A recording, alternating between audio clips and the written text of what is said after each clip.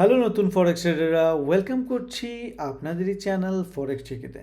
So everyone, আপনাদেরকে স্বাগত জানাচ্ছি ক্যান্ডেলস্টিক প্যাটার্নের আরও একটা নতুন ভিডিওতে। সো আজকে আমরা শিখব হ্যাঙ্গিং ম্যান ক্যান্ডেলস্টিক প্যাটার্ন সম্পর্কে। সো তাহলে চলুন শুরু করা যাক।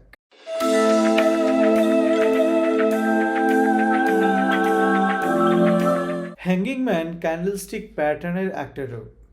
এই ক্যান্ডেলটি দেখতে ফাঁসিতে ঝুলানো ব্যক্তির মতো দেখায়, তাই জাপানের লোকেরা এর নাম দিয়েছিল হ্যাঙ্গিং ম্যান।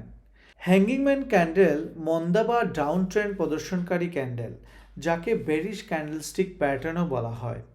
এর অর্থ হলো এই যে এখন বাজারে কোনো বস্তুর তেজি ভাব বা আপট্রেন্ড শেষ হয়েছে এবং মন্দাভাব বা ডাউন ট্রেন্ড শুরু হবে।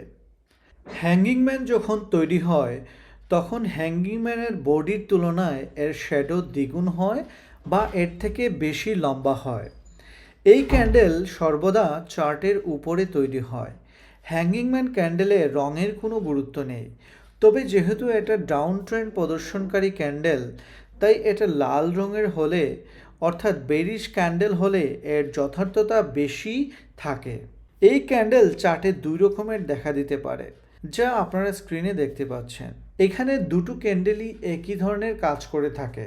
হ্যাঙ্গিং ম্যান যখন চার্টে দেখা দিবে তখন একটা কথা মাথায় রাখবেন, হ্যাঙ্গিং ম্যানের ওপেন প্রাইস এর পিছনের ক্যান্ডেলের ক্লোজ প্রাইসের সমান বা এর উপরে হতে হবে, তাহলেই এই ক্যান্ডেল ভালোভাবে কাজ করবে।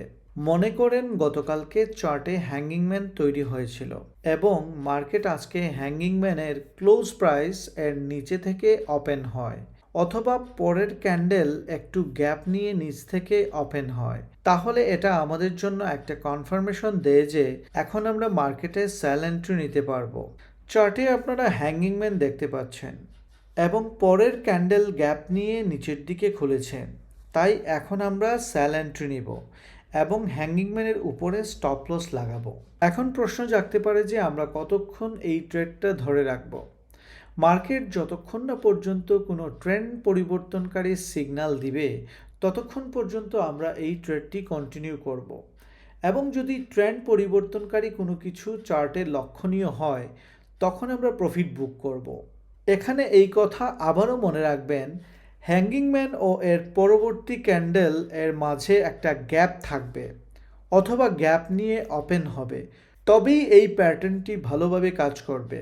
Hanging man candlestick pattern intraday, daily chart এবং উইকলি চার্টে দেখা দিতে পারে।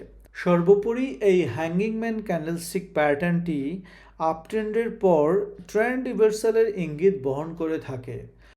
সো এভরিওয়ান, এতক্ষণ আমরা হ্যাঙ্গিং ম্যান ক্যান্ডেলস্টিক প্যাটার্ন সম্পর্কে বিস্তারিত জানলাম। যদি এই নিয়ে আপনাদের কোনো প্রশ্ন থাকে তাহলে অবশ্যই কমেন্টে জানাবেন। আর নেক্সট ভিডিওতে আমরা জানবো ক্যান্ডেলস্টিক প্যাটার্নের আরও একটা রূপ, ইনভার্টেড হ্যামার সম্পর্কে। সো সেই ভিডিওটা দেখার আমন্ত্রণ জানিয়ে আজকের মতো বিদায় নিচ্ছি।